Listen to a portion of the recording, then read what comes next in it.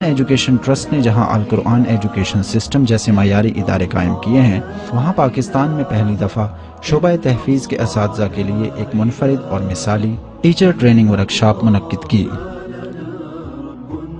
جس میں ملک بھر سے منتخب اساتذہ کو شعبہ حفظ کے معیار کو بہتر بنانے کے لیے فنی اور عملی پہلوؤں کے حوالے سے ٹریننگ دی گئی۔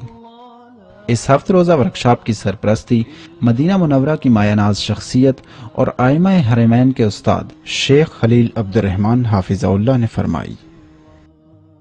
القرآن ایجوکیشن ٹرسٹ کے ڈائریکٹر ڈاکٹر قاری محمد ضیاء الرحمن، امام فیصل مسجد اسلام آباد پاکستان، مسلسل محنت اور جذبے سے اس ادارے کی تنظیم و ترقی کے لیے کوشاں ہیں۔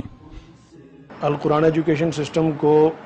تحفیظ قرآن اور ساتھ ساتھ ان بچوں کے لیے، حفظ قرآن کے بچوں کے لیے جدید علوم کے حوالے سے ایک بہت اچھی پہچان حاصل ہے الحمدللہ۔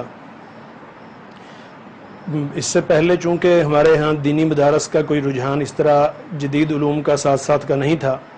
اور حفظ قرآن کے متعلق تقریباً ہر جگہ یہی ذہن پایا جاتا تھا کہ قرآن مجید کے حفظ کے ساتھ ساتھ بچوں کو جدید علوم نہیں پڑھائے جا سکتے، ان کا ساتھ تعلیم کے ساتھ مینج کرنا ممکن نہیں ہے۔ ہم نے نصاب سکول کی تعلیم کا بڑا مختصر سا اس طرح رکھا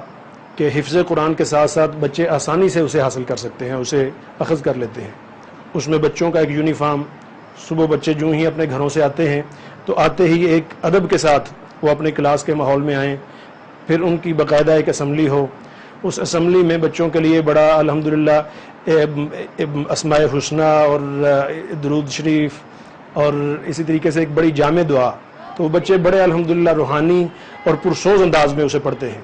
تو مختلف جگہوں پہ ہم نے یہ کلاسیں شروع کیں، بچے پڑھنے کے لیے آئے، اور اتنی الحمدللہ محبت کے ماحول میں بچوں نے، اور بڑے اچھے خوبصورت عربی لہجے میں بچوں نے نہ صرف یہ کہ اپنی ان کلاس میں یا ادارے میں کہ ایک اچھا ماحول بنا ان سے، بلکہ الحمدللہ پہلے نیشنل کمپٹیشن میں بچے گئے، وہاں انہوں نے پوزیشنیں حاصل کی، پھر انٹرنیشنل کمپٹیشن تک الحمدللہ بچے پہنچے۔ ہمارے بچے